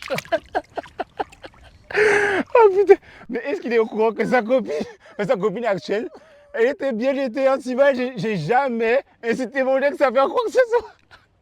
Non, j'ai resté sur certains trucs, mais vraiment, voilà quoi, s'il te plaît. Ah ouais, on était deux cochons, deux mâles cochons ensemble. Oh putain, j'ai changé, j'avoue. Mais peut-être elle a changé aussi, ok. Mais voilà. Voilà, je devais le dire un jour ou l'autre. Mais c'est fou. Ici, c'est ça quelle lui a su lui raconter, mais dans mon livre. Et j'aurais dû documenter ma relation avec la meuf. Il n'aurait pas ouvert sa bouche comme ça. Oh putain, ce fait universel. Moi, je parle de mon vécu. Mais il y a beaucoup de mecs sur Terre qui sont énervés avec les ex de leurs copines, de leurs bref, je ne sais pas, je me mets les pinceaux dans les termes, alors que la vérité, leur copine actuelle même, à l'époque, elle disait des dingueries, elle faisait des dingueries, elle disait, et ici, mais ils veulent tuer des gens pour rien. Ah. Non mais... Oh, oh. Non mais c'est clair, tu vois, genre, il y a une double mesure dans le sens où les géométries variables, je sais pas à quel point, tu vois, il y en a qui définissent le féminisme d'une certaine manière et d'autres d'une autre manière, tu vois. Et par exemple, moi je suis désolé, tu sais, les gens ont toujours dit le plus vieux métier du monde c'est... alors je sais pas si tu vois, genre s'il faut... Péripatéticienne. Péripatéticienne. T'en penses quoi d'ailleurs de ça? Mais ça se continue d'abord. Tu vois, genre, il y a une meuf qui est pas mal, c'est les ethnochroniques sur YouTube. Elle est passionnée d'anthropologie et d'ethnologie. Et elle disait que pour elle, pas du tout, tu vois. Enfin, selon les livres qu'elle a lus et tout ça, pas du tout. Mais moi, genre, je ne vois pas en quoi c'est un empowerment, de 1. De 2, je vois pas en quoi libre à elle, libre aux gens qui font du porno, des mimes, des OnlyFans, tout ça, hein, si ça te plaît, il n'y a pas de souci frérot. Tu vois, mais en quoi ça se différencie? Bien sûr que je fais la différence entre les deux. Mais tu vois, genre, du système où il y a un Mac et une péripatéticienne. Dans le sens où, là, OnlyFans, les créateurs, ok, ils prennent de l'argent, mais la plateforme, elle ramasse un max. Et tu vois, genre, je sais pas si t'as vu la vidéo, la meuf qui dit « Oh, j'ai vendu mon cul pour rien !» Je sais pas si t'as vu ça. Genre, j'ai vu un gars qui commentait ça, un comptable sur YouTube, je crois que c'est Bienvenue au cabinet. Et genre, il analyse les chaînes YouTube des gens et comment les gens font leur bise. Et genre, la meuf, elle dit « Du coup, j'ai vendu mon cul pour rien, tu vois, parce que... à la fin, il reste rien les d'impôts. impôts l'ont deux fois. Et c'est même pas sa faute, tu vois, c'est que... en gros, OnlyFans, je crois, ou Mime, je sais plus, je crois que c'est OnlyFans. Ils te disent ouais, que tu peux faire un compte pro ou un compte perso. Et que genre, elle a fait un compte perso, elle a perçu des revenus. Et du coup, dans les déclarations et tout ça, ça correspondait pas. Et le fisc est arrivé et elle doit énormément d'argent au fisc, tu vois. Et au-delà de ça, j'y ai pensé, mais pour le nombre de meufs qui ont fait des photos, qui ont fait des vidéos, et tu vois, c'est pas forcément leur passion, qu'elles l'ont fait en se disant bon bah ça peut me sortir de la merde et tout, et qui au final ne l'ont pas fait. Des vidéos qui vont rester longtemps, tu vois. Des vidéos qui restent sur internet, parce qu'une fois que c'est sur internet, ça ressort un jour ou l'autre. Ça ressort toujours. Et du coup, ouais, il y a les traces de toi où tu voudrais pas forcément que les gens l'apprennent, tu vois. Il y en a qui sont ok avec ça, hein, tu vois. T'as des parents qui disent ouais, ben moi j'expliquerai à mes enfants pourquoi, qu'est-ce que, patati patata, tu vois. Il y en a plein qui l'ont fait un peu par dépit, et je trouve pas que ça les ait Alors je sais pas quel néologisme ils font avec le mot empowerment, mais en gros je sais pas en quoi ça les a empouvoirés, un truc comme ça, j'ai déjà entendu ça. Mais en quoi ça les a élevés socialement et ça les a rendus plus puissantes, tu vois. Tu as toujours quelqu'un qui est au-dessus de toi qui prend de l'argent, qui est le créateur. Maintenant tu as de plus en plus de gens qui sont managers OnlyFans, donc c'est encore une fois souvent des hommes qui prennent l'argent sur les femmes. Et en plus de ça, tu vois, est-ce que c'est des choses avec lesquelles tu seras en accord dans 10 ans, tu vois? Du coup, je pense que ça reste une soumission au système, mine de rien, parce que tu vas pas à l'encontre du système, au contraire. Alors, on arrive au terme de ce podcast. Malheureusement, il y a pas mal de sujets que je me dis maintenant j'aurais dû aborder avec toi. Et on va d'ailleurs en faire un avant-dernier qu'on va essayer d'être assez concis. Concernant le fait que les femmes certaines femmes pensent que l'émancipation vestimentaire fait partie de leur liberté, alors que c'est un concept qui, selon certains aussi, a été conçu par le patriarcat. Donc, je m'habille court, mais au final, c'est pour mon corps, c'est mon choix. Mais est-ce que mentalement, c'est pas un mastermind, c'est ça, genre un plot twist? Ouais, un plot twist, tu vois, genre t'as un mastermind derrière. Ouais, on en a parlé cette semaine avec un collègue qui a 66 ans. Et il disait, il comprend pas, tu vois, genre, et tu sais, souvent t'as l'argument, je me sens belle dedans, et moi je sais pas, tu vois, genre, quand je sors, je prends juste cet argument-là, et pour aller assez vite, quand je sors, j'aime bien être bien habillé, tu vois, globalement, sauf si j'ai juste au sport, je m'en fous un petit peu. On en a parlé après, hors podcast. Et j'aime être bien habillé, tu vois, mais j'aime pas juste être bien habillé en mode, moi je suis bien habillé, mais je sais que je suis mise en scène, tu vois, je sais que comme il y a un grand dicton, c'est le monde entier fait la scène, tu vois, je trouve qu'en anglais c'est plus probant parce qu'en anglais c'est le monde entier est une scène, tu vois. Et, C'est vrai. Et je trouve que effectivement le monde entier est une scène, et quand on sort de chez nous, c'est déjà un acte social, tu vois. À partir du moment où on sait qu'il y a une caméra, qu'on peut être observé, c'est considéré comme un acte social en sociaux, tu vois. Et du coup, quand tu sors habillé comme ça, même si tu te plais, je pense qu'au fond, il faudrait voir ce qui a été dit sur toi, mais je pense qu'au fond tu te plais parce que tu plais aux autres. Tu vois, indirectement, même si tu n'y penses pas comme ça. Même ta conception de plaire, c'est selon les codes actuels. C'est ça. À l'époque, les gens de Louis XVI, ils se plaisaient d'avoir des longues robes et compagnie. Aujourd'hui, ça te plaît parce que tu as telle marque ou tel style de vêtements contemporains. Je pense que c'est beaucoup ça. Tu te plais en sachant que tu plais aux autres. Tu vois. Et Stéphane Edouard, il dit que les garçons, en grandissant, ils doivent apprendre à se plaire. Enfin, personne ne plaise pas aux gens. Naturellement, un garçon ne plaît pas aux gens. Et que du coup, le garçon, il apprend à se plaire, et ensuite il apprend à plaire aux autres, tu vois, parce que c'est ça qu'il n'a pas. Il ne peut que se plaire à lui-même, et du coup, il doit apprendre à plaire aux autres. Alors qu'une fille, très rapidement, c'est « Ah, mais t'es mignonne, ma chérie, nanana. » Et du coup, la fille, elle plaît, entre guillemets, naturellement aux autres, et du coup, elle doit apprendre à se plaire à elle-même. Ouais. Et du coup, ce truc de vêtements, effectivement, peut-être que c'est la conséquence de ce que lui il dit, de ce que lui il analyse, c'est j'ai l'habitude d'être bien parce que je plais aux autres. Du coup, quand je sors, je suis bien habillé, pas directement pour plaire aux autres. L'objectif principal, c'est de me plaire à moi-même. Et je sais qu'en plaisant aux autres, je me plais à moi-même. Ok. Dernière question. Est-ce que tu as un sujet que tu veux aborder? Là, comme ça, j'ai pas spécialement dit tout de suite. T'as pas quelque chose que tu t'es dit, je vais venir balancer mon bois news? Non, tu vois, genre, le problème c'est que j'ai toujours 15 000 idées en tête. À chaque fois que je t'envoie des trucs, je dis bon, il faudrait qu'on parle de ça, tu vois. La dernière fois, j'avais parlé, je t'avais envoyé un message, c'était sur le CARICOM, tu vois, et ça refait la boucle, tu vois. C'est peut-être les politiques en Guadeloupe. C'est ça, c'est les gens qui font pas les choses à fond, tu vois. C'est ça qu'on va aborder, on va la parole. Du coup, tu voulais dire. Du coup, je disais les gens qui font pas les choses à fond, tu vois. Genre, je pense que on a souvent un avis et des envies. Et tu vois, toujours dans ce truc un peu de propre prison et tout, on fait pas vraiment bien les choses. Parfois, pas tout le monde, mais ça arrive régulièrement. Moi, c'était une vidéo qu'on m'a envoyée sur les gars du centre des arts. et qui parlait justement du fait qu'on n'avait pas le droit de commercer avec les îles de la Caraïbe, alors que c'est la Guadeloupe qui a arrêté le processus d'intégration du CARICOM, comme je l'ai dit plus tôt. Ça, je ne savais pas. Mais c'est quelque chose que en cherchant, je l'ai vu, tu vois. Et moi, je trouve que ça coûte rien de faire une recherche vite fait. Surtout que maintenant, il y a ChatGPT et tout ça, et que quand on utilise ChatGPT, bien sûr qu'il fait des bugs.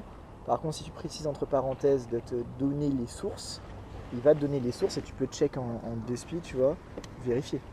Et je trouve qu'on fait pas les choses à fond du coup.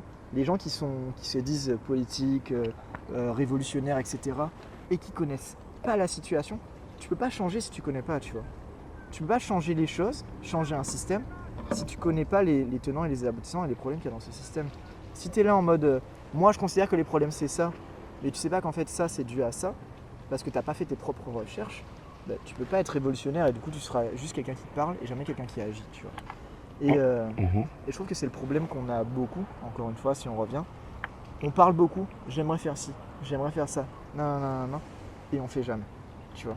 Et toujours aller au bout des choses et suivre son moi intérieur, tu vois. J'ai envie de faire quelque chose, je le fais, parce que au pire je floppe, mais en floppant, je peux avoir d'autres opportunités. Tu vois, moi j'ai fait une licence en humanité. J'ai fait après une demi-année, parce qu'il y a eu le Covid, de langue étrangère à Saint-Claude. On peut me dire, ouais, langue étrangère ça servait à quoi? Bon, je parle un peu d'espagnol, je parle toujours pas espagnol, mais je parle un peu d'espagnol et c'est ce que je voulais. Humanité ça m'a servi à quoi? Je travaille pas dedans. Du coup, c'est 3 ans où j'ai payé un loyer, payé de la nourriture, etc. d'études.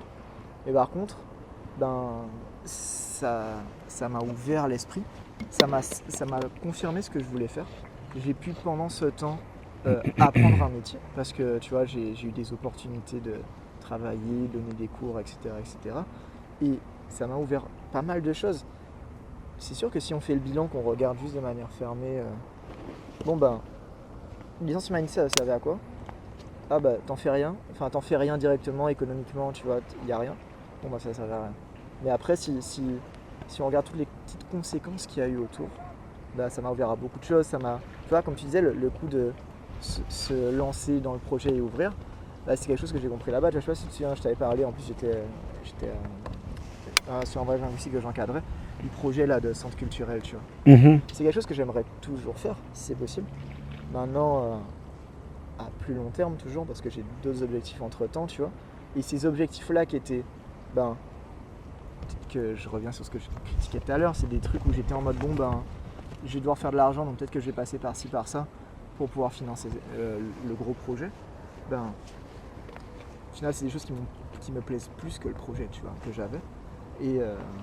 Mais c'est là où j'ai découvert, qu'il ne faut pas que j'hésite à me lancer, que je prenne mes responsabilités. Je trouve que ça, c'est, tu vois, on revient sur l'andragogie, prendre ses responsabilités. J'ai des envies, j'ai des ambitions, j'ai des choses, je prends mes responsabilités et je les assume, tu vois. Et tu vois, si je t'avais dit ça quand je t'ai vu, le truc de Spider-Man, un grand pouvoir implique de grandes responsabilités. Si tu penses que t'es fort, si tu penses que t'as une vision, si tu penses que t'as quoi que ce soit, fais-le et partage-le. Tu vois, pas forcément partager les autres machins, mais aux gens autour de toi. Tu vois. Et moi, c'est un truc que j'ai beaucoup apprécié cette année. Par cette pratique, en fait. Partager, pas forcément la raison, c'est par la pratique de ta passion que tu partages. Tu vois, et c'est un truc bête, hein, mais moi, cette année où j'ai décidé de m'investir pleinement dans le judo, en tout cas en termes de travail, et la fac à côté, les gens ont vu mon travail et on m'a poussé parce que c'était pas forcément l'envie, je me sentais pas la légitimité d'aller plus loin, de faire des remplacements chez des clubs où il y a vraiment du niveau, de remplacer bref. Et de prendre en charge certaines choses que moi je ne savais pas forcément faire, que je ne me sentais pas la légitimité de le faire.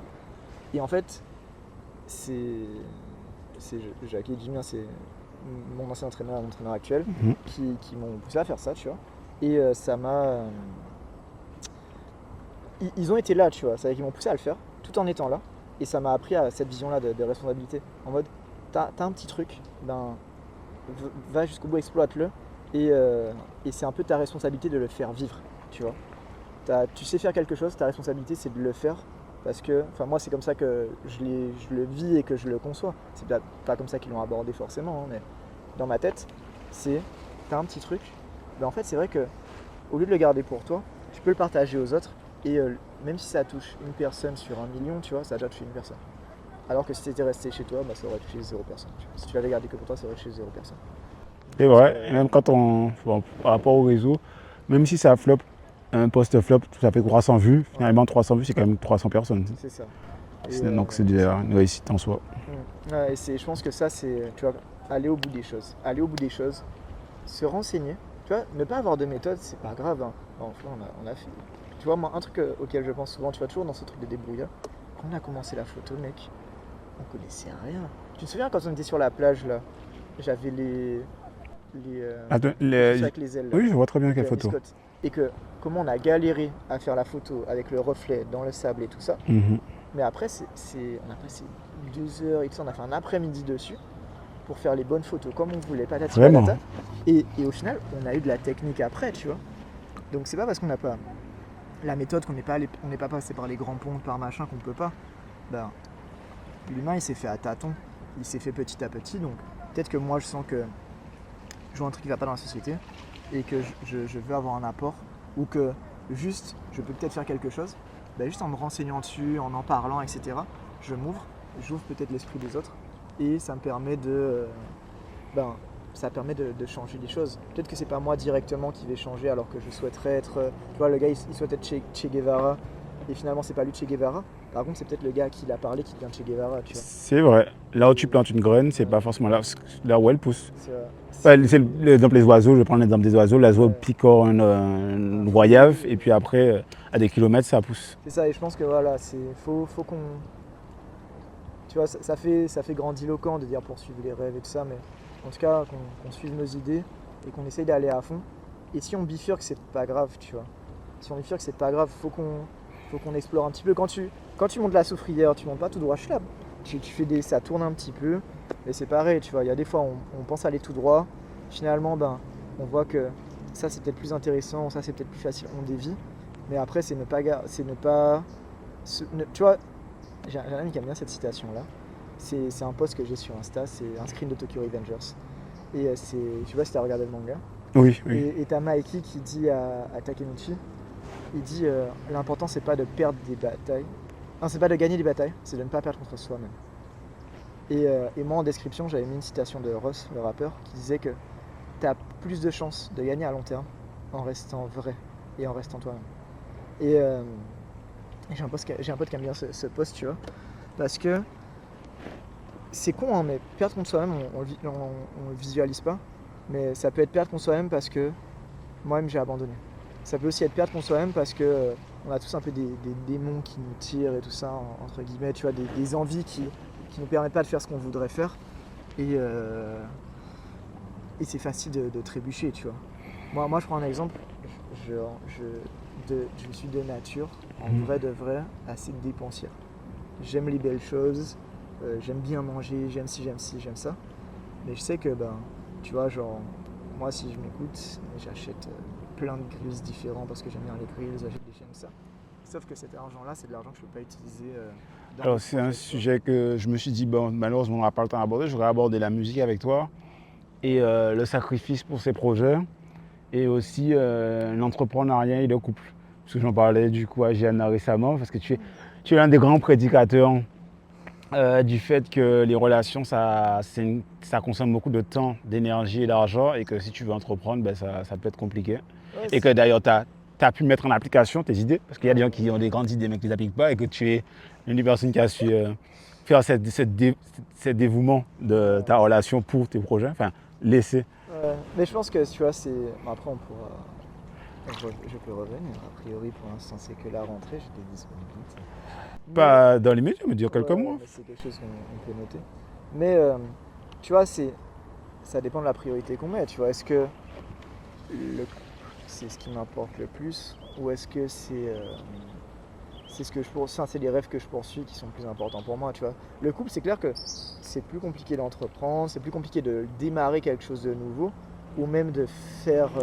Dis-nous la science avant qu'on termine. Dis-nous la science par rapport à ça, parce que tu avais bien abordé le sujet la dernière fois. Alors, ce que... Au départ, tu rencontres quelqu'un, donc tu Ouais. dois. Quand tu rencontres quelqu'un, c'est un investissement, même si ça fait le mot il est grand, c'est que... Et qui peut faire peur. Je connais pas la personne, donc il faut que je rencontre la personne, pas juste la rencontrer, bonjour, ça va. C'est, je la rencontre, je dois apprendre à la connaître, et elle doit apprendre à me connaître. Donc ça demande du temps. Après, en général, tu vois, comme on a dit, oublie pas venir là en mode Pinec. Donc tu es là en mode, bon bah, j'essaye de lui en mettre un peu plein les yeux, mais pas forcément lui en mettre plein les yeux, genre grand truc. Drop le nez crainte. Mais tu sors, tu fais des choses qui sortent de ton quotidien. Donc tu vas te retrouver peut-être à aller au resto, à sortir un peu plus, parce que tu te dis, bon bah on va se rencontrer autour d'activités, autour de ci, autour de ça. Et du coup, la peur de l'ennui dans le couple, dans le début, parce que vous ne connaissez pas vraiment, vous ne savez pas comment vous allez réagir vis-à-vis de l'ennui et compagnie. Ouais. Et du coup, ouais, c'est clair que ça peut être difficilement compatible avec l'entrepreneuriat. Tu vois. Surtout au début. Ouais, surtout quand tu es à tes débuts, tu vois. Et même à l'inverse, à long terme, si c'est quelqu'un qui n'a pas les mêmes envies, la même vision, c'est assez compliqué parce que peut-être que toi, tu es en train de charbonner, putain, tu dois t'absenter. Imagine, tu as un gros business, tu es obligé de sortir du territoire régulièrement. Tu peux manquer à la personne tout simplement, tu vois. Ça peut être... moi, je trouve ça assez impressionnant, les couples qui durent notamment, tu vois, dans les sportifs de niveau. Quand on dit McGregor, il était plombier et sa femme, elle est restée avec lui, même quand il travaillait plus et qu'il faisait et qui se sacrifiait pour le MMA et tout ça, tu vois. Et je trouve ça impressionnant, c'est une preuve de véritable amour et de persévérance. Est-ce que ça existe encore? À l'époque actuelle, on charge des produits finis. C'est ça, déjà on charge des produits finis. Voilà. Et après, parfois c'est peut-être le produit entre guillemets fini, mais c'est dur à acquérir dans le sens où peut-être que la personne elle pourrait croire en toi et en ce que tu veux, mais par contre le vivre vraiment au quotidien, ça peut être compliqué, tu vois. Genre un sportif, quand tu es en haut niveau, souvent tu t'entraînes 2 fois par jour, 5 fois par semaine, tu vois. Et là, c'est-à-dire peut-être que le matin il n'est pas là, que le soir il n'est pas là, qu'il doit faire attention, ça dépend des sports, mais parfois il fait attention à ce qu'il mange. Et du coup, toi tu es là. On minimise des contraintes de sortir avec quelqu'un qui entreprend. C'est ça. Et quelqu'un qui entreprend et qui est passionné en général, tu vois. Enfin, qui est à fond dans un projet. Déjà, clairement. Du coup, je pense c'est pas forcément une entreprise. Une entreprise, c'est un artiste, chanteur, enfin dans tout. C'est ce que j'allais dire. Et du coup, ouais, tous ces trucs-là, je pense que ça peut se faire. Ça demande de la communication, comme toujours. Et communication ne veut pas dire écoute. C'est pas parce que quelqu'un parle qu'on l'écoute et qu'on l'entend, qu'on le comprend. Et après, je pense que c'est sûr que la solution de facilité, c'est de prendre quelqu'un qui n'est pas forcément dans le même domaine et quelqu'un qui a des ambitions similaires. Comme ça permet de... Alors, tu as des ambitions que tu es prêt à les accomplir. Des troncs communs de connaissances et de compréhension. Ouais, c'est ça. Mais il y a un problème qui survient, c'est la psychologie de l'argent. Tu sais, ça, parce qu'en cas pratique, moi je prends l'exemple de quand tu me disais que ton ex Momo, quand tu lui disais que tu préférais... On va parler croudière, c'est un sujet que je devais aborder avec toi, mais on ne va pas l'aborder non plus, mais on va le noter. Alors c'était plus parce que du coup tu es d'origine caucasienne. Ouais. Alors il y a le sujet de est-ce qu'il y a le gratisme c'est bien indice, comment ça se déroule en Guadeloupe quand tu es de la même couleur que la majorité des populations, mais ce n'est pas le sujet qu'on va aborder. Il y a surtout au fait, le sujet que je vais aborder, c'était que il y a un terme qu'on dit, oui mais tu vois les blancs en Guadeloupe, ils mangent un sandwich, mais à la fin ils ont des grandes villas, genre, ils se serrent la ceinture, ils vont pas au restaurant, ils sont au bord de la route au poste de travail, mais voilà. Pas si on est projet à long terme. Et que l'entier va préférer manger au resto tous les midis et compagnie, et à la fin, il n'avance pas. Ce sujet, pour revenir à Momo, que à l'époque, tu disais, en fait, il vaut mieux acheter une sorbetière et faire son sorbet à la maison plutôt que sortir tous les jours à acheter des sorbets. Parce qu'à la fin, la sorbetière, tu l'as, et puis vous économisez, et l'économie, tu peux les placer sur des trucs. Ouais. Tu vois, moi, donc, dans un couple entre un entrepreneur, quelqu'un d'un salarié ou un artiste ou quelqu'un, peu importe quoi, de deux origines différentes, est-ce qu'au moins ils ont ce même psychisme? Livre que je conseille. psychologie de l'argent. La psychologie de l'argent, c'est un livre très important qui dit que quelqu'un dans une même famille ne pas avoir vécu à la même époque, quand c'est moi et ma soeur, ou deux personnes à la même année, mais qui n'ont pas fréquenté les mêmes personnes, n'ont pas le même rapport à l'argent. Ah ouais, c'est clair. Et tu vois, moi, j'allais prendre l'exemple de mon père, qui d'un côté, il va être proche de ses sous, quoi. Il va faire en sorte de tout faire et tout ça. D'un côté, qu'aller au resto tous les jours, tu vois, il y a des fois, on a des petites contradictions, entre guillemets, tu vois. Mais il y a les exceptions, on ne dit pas oui, que c'est... Non, mais tu vois, c'était assez marrant parce que ça m'est venu tout de suite à l'esprit, genre, j'ai dit, lui, il allait tout le temps au resto, tu vois, parce que tu parlais de...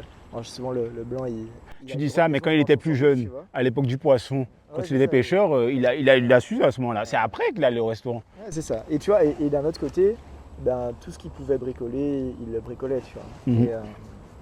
Et bref, c'est vrai que c'est des cultures, c'est aussi, je pense, tu sais, en socio, Bourdieu, il a abordé le concept de, tu vois, genre de reproduction sociale et tout, et du fait que les classes défavorisées, on va dire, elles ont tendance à imiter les classes favorisées.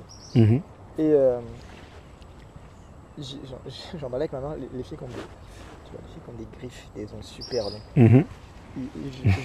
J'avais lu que à la base, socialement, tu peux pas faire grand chose avec, tu vois. Et du coup, à la base, socialement, c'était un signe de richesse parce que j'ai l'oseille pour que quelqu'un fasse la vaisselle et tout ça pour moi, tu vois. Et ça s'est démocratisé malgré ça. Aujourd'hui, ça s'est repris justement, peut-être. Tu vois, c'est jamais conscient, hein, c'est jamais totalement conscient, en tout cas, cette limitation des classes sociales supérieures. Mais en tout cas, c'est finalement un peu cette reproduction, parce que c'est pas la meuf qui travaille.